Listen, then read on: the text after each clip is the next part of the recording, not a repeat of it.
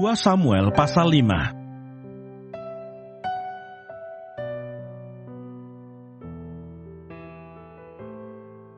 Daud menjadi raja atas seluruh Israel. Lalu datanglah segala suku Israel kepada Daud di Hebron dan berkata, "Ketahuilah, kami ini darah dagingmu. Telah lama ketika Saul memerintah atas kami, engkaulah yang memimpin segala gerakan orang Israel, dan Tuhan telah berfirman kepadamu, engkaulah yang harus menggembalakan umatku Israel, dan engkaulah yang menjadi raja atas Israel." Maka datanglah semua tua-tua Israel menghadap raja di Hebron. Lalu Raja Daud mengadakan perjanjian dengan mereka di Hebron di hadapan Tuhan. Kemudian mereka mengurapi Daud menjadi raja atas Israel. Daud berumur 30 tahun pada waktu ia menjadi raja. 40 tahun lamanya ia memerintah. Di Hebron, ia memerintah atas Yehuda 7 tahun 6 bulan. Dan di Yerusalem, ia memerintah 33 tahun atas seluruh Israel dan Yehuda. Daud merebut Yerusalem dan menetap di sana. Lalu raja dengan orang-orangnya pergi ke Yerusalem, menyerang orang Yebus, penduduk negeri itu. Mereka itu berkata kepada Daud, "Engkau tidak sanggup masuk kemari. Orang-orang buta dan orang-orang timpang akan mengenyahkan engkau." Maksud mereka, Daud tidak sanggup masuk kemari. Tetapi Daud merebut kubu pertahanan Sion, yaitu kota Daud. Daud telah berkata pada waktu itu, "Siapa yang hendak memukul kalah orang Yebus, haruslah ia masuk melalui saluran air itu." Hati Daud benci kepada orang-orang timpang dan orang-orang buta. Sebab itu orang berkata, orang-orang buta dan orang-orang timpang tidak boleh masuk bait. Dan Daud menetap di kubu pertahanan itu dan menamainya kota Daud. Ia memperkuatnya sekelilingnya, mulai dari Milo ke bagian dalam. Lalu makin lama makin besarlah kuasa Daud, sebab Tuhan Allah semesta alam menyertainya. Istana dan rumah tangga Daud. Hiram, raja negeri Tirus, mengirim utusan kepada Daud dan kayu aras, tukang-tukang kayu dan tukang-tukang batu. Mereka mendirikan istana bagi Daud. Lalu taulah Daud bahwa Tuhan telah menegakkan dia sebagai raja atas Israel dan telah mengangkat martabat pemerintahannya oleh karena Israel umatnya. Daud mengambil lagi beberapa gundik dan istri dari Yerusalem setelah ia datang dari Hebron, dan bagi Daud masih lahir lagi anak-anak lelaki dan perempuan. Inilah nama anak-anak yang lahir bagi dia di Yerusalem: Samua, Sobab, Natan, Salomo, Yibar, Elisua, Nefek, Yafia, Elisama, Eliada, dan Elifelet. Daud memukul kalah orang Filistin. Ketika didengar orang Filistin bahwa Daud telah diurapi menjadi raja atas Israel, maka majulah semua orang Filistin untuk menangkap Daud. Tetapi Daud mendengar hal itu, lalu ia pergi ke kubu pertahanan. Ketika orang Filistin itu datang dan memencar di lembah Refaim, bertanyalah Daud kepada Tuhan, "Apakah aku harus maju melawan orang Filistin itu? Akan kau serahkankah mereka ke dalam tanganku?" Tuhan menjawab Daud, "Majulah, sebab aku pasti akan menyerahkan orang Filistin itu ke dalam tanganmu." Lalu datanglah Daud di Baal Perasim dan memukul mereka kalah di sana. Berkatalah ia, "Tuhan telah menerobos musuhku di depanku, seperti air menerobos." Sebab itu orang menamakan tempat itu Baal Perasim. Orang Filistin itu meninggalkan berhalanya di sana. Lalu Daud dan orang-orangnya mengangkatnya. Ketika orang Filistin maju sekali lagi dan memencar di lembah Refaim, maka bertanyalah Daud kepada Tuhan dan ia menjawab, "Janganlah maju, tetapi buatlah gerakan lingkaran sampai ke belakang mereka, sehingga engkau dapat menyerang mereka dari jurusan pohon-pohon kertau. Dan bila engkau mendengar bunyi derap langkah di puncak pohon-pohon kertau itu, maka haruslah engkau bertindak cepat, sebab pada waktu itu Tuhan telah keluar berperang di depanmu untuk memukul kalah tentara orang Filistin." Dan Daud berbuat demikian, seperti yang diperintahkan Tuhan kepadanya. Maka ia memukul kalah orang Filistin, mulai dari Geba sampai dekat Geser.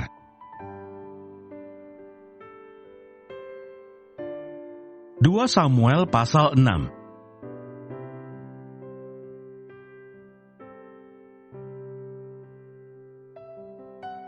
tabut dipindahkan ke Yerusalem. Daud mengumpulkan pula semua orang pilihan di antara orang Israel, 30.000 orang banyaknya.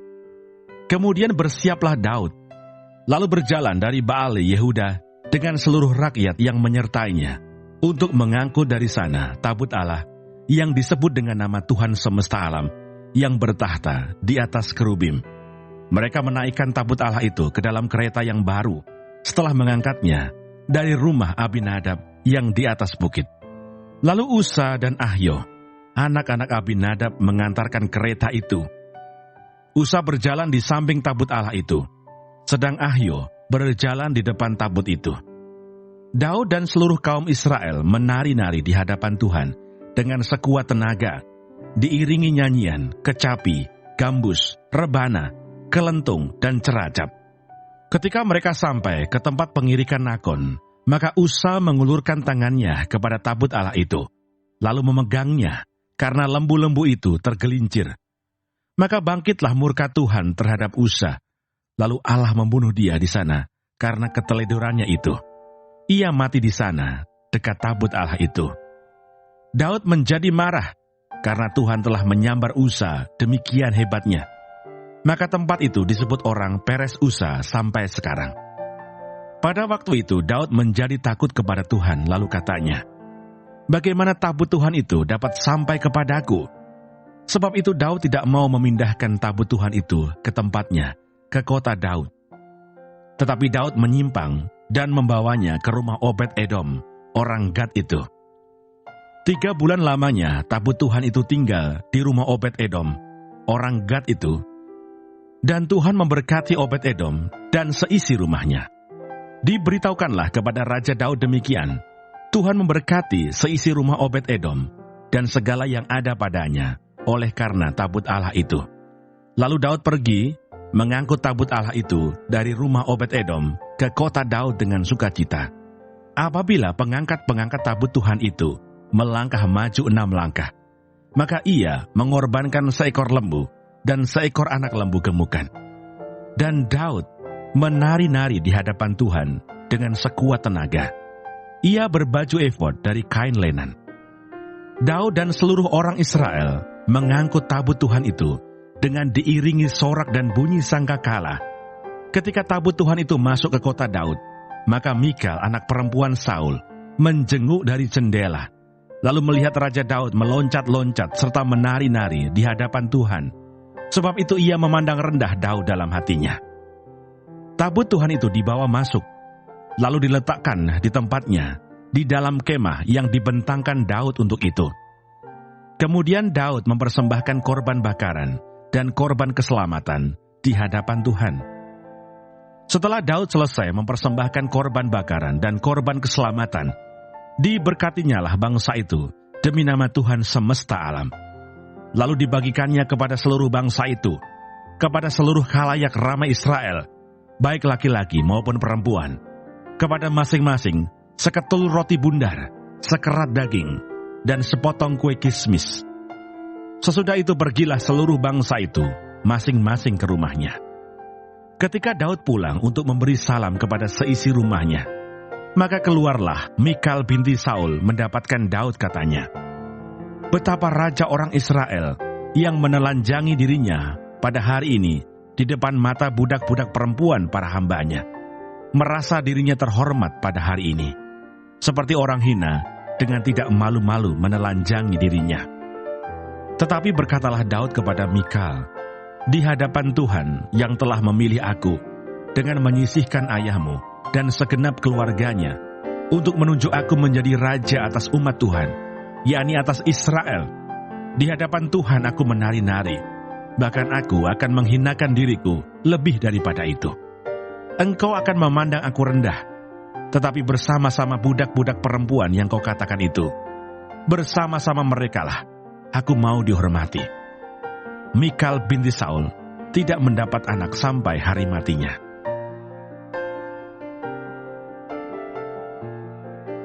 Dua Samuel pasal 7.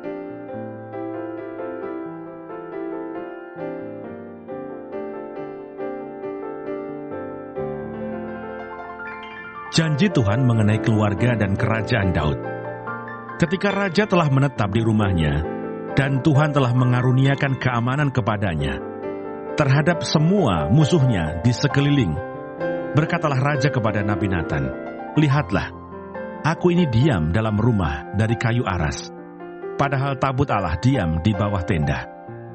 Lalu berkatalah Natan kepada raja, "Baik, lakukanlah segala sesuatu yang dikandung hatimu, sebab Tuhan menyertai engkau." Tetapi pada malam itu juga datanglah firman Tuhan kepada Natan demikian, "Pergilah, katakanlah kepada hambaku Daud, beginilah firman Tuhan, masakan engkau yang mendirikan rumah bagiku untuk kudiami? Aku tidak pernah diam dalam rumah sejak aku menuntun orang Israel dari Mesir sampai hari ini. Tetapi aku selalu mengembara dalam kemah sebagai kediaman. Selama aku mengembara bersama-sama seluruh orang Israel, pernahkah aku mengucapkan firman kepada salah seorang hakim orang Israel yang kuperintahkan mengembalakan umatku Israel demikian? Mengapa kamu tidak mendirikan bagiku rumah dari kayu aras? Oleh sebab itu beginilah kau katakan kepada hambaku Daud, beginilah firman Tuhan semesta alam. Akulah yang mengambil engkau dari padang ketika menggiring kambing domba untuk menjadi raja atas umatku Israel. Aku telah menyertai engkau di segala tempat yang kau jalani dan telah melenyapkan segala musuhmu dari depanmu. Aku membuat besar namamu seperti nama orang-orang besar yang ada di bumi. Aku menentukan tempat bagi umatku Israel dan menanamkannya, sehingga ia dapat diam di tempatnya sendiri dengan tidak lagi dikejutkan dan tidak pula ditindas oleh orang-orang lalim seperti dahulu. Sejak aku mengangkat hakim-hakim atas umatku Israel, aku mengaruniakan keamanan kepadamu daripada semua musuhmu. Juga diberitahukan Tuhan kepadamu, Tuhan akan memberikan keturunan kepadamu. Apabila umurmu sudah genap dan engkau telah mendapat perhentian bersama-sama dengan nenek moyangmu, maka aku akan membangkitkan keturunanmu yang kemudian, anak kandungmu, dan aku akan mengokohkan kerajaannya.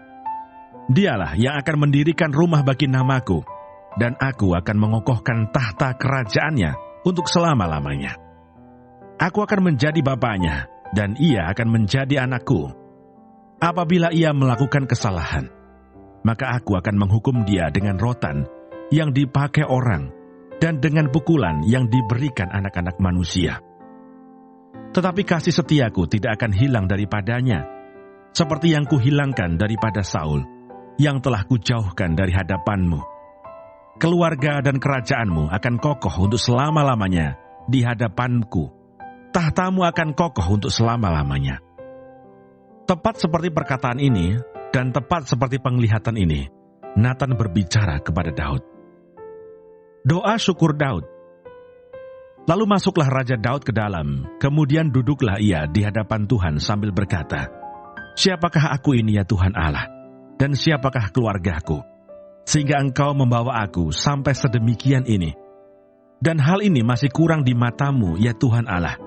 Sebab itu engkau telah berfirman juga tentang keluarga hambamu ini dalam masa yang masih jauh, dan telah memperlihatkan kepadaku serentetan manusia yang akan datang, ya Tuhan Allah. Apakah yang dapat dikatakan Daud kepadamu lebih lagi daripada itu? Bukankah engkau yang mengenal hambamu ini, ya Tuhan Allah? Oleh karena firman-Mu dan menurut hati-Mu, engkau telah melakukan segala perkara yang besar ini, dengan memberitahukannya kepada hamba-Mu ini. Sebab itu engkau besar ya Tuhan Allah, sebab tidak ada yang sama seperti engkau, dan tidak ada Allah selain engkau. Menurut segala yang kami tangkap dengan telinga kami. Dan bangsa manakah di bumi seperti umat-Mu Israel, yang Allahnya pergi membebaskannya menjadi umatnya, untuk mendapat nama baginya, dengan melakukan perbuatan-perbuatan yang besar dan dahsyat bagi mereka, dan dengan menghalau bangsa-bangsa dan para allah mereka dari depan umatnya. Engkau telah mengokohkan bagimu umat-Mu Israel menjadi umat-Mu untuk selama-lamanya, dan engkau ya Tuhan menjadi Allah mereka. Dan sekarang ya Tuhan Allah, tepatilah untuk selama-lamanya janji yang kau ucapkan mengenai hamba-Mu ini dan mengenai keluarganya, dan lakukanlah seperti yang Kau janjikan itu. Maka nama-Mu akan menjadi besar untuk selama-lamanya. Sehingga orang berkata, Tuhan semesta alam ialah Allah atas Israel. Maka keluarga hamba-Mu Daud akan tetap kokoh di hadapan-Mu. Sebab Engkau Tuhan semesta alam, Allah Israel, telah menyatakan kepada hamba-Mu ini demikian, Aku akan membangun keturunan bagi-Mu. Itulah sebabnya hamba-Mu ini telah memberanikan diri untuk memanjatkan doa ini kepadamu. Oleh sebab itu ya Tuhan Allah, Engkaulah Allah dan segala firman-Mu lah kebenaran. Engkau telah menjanjikan perkara yang baik ini kepada hamba-Mu. Kiranya Engkau sekarang berkenan memberkati keluarga hamba-Mu ini, supaya tetap ada di hadapan-Mu untuk selama-lamanya. Sebab ya Tuhan Allah, Engkau sendirilah yang berfirman, dan oleh karena berkat-Mu, keluarga hamba-Mu ini diberkati untuk selama-lamanya.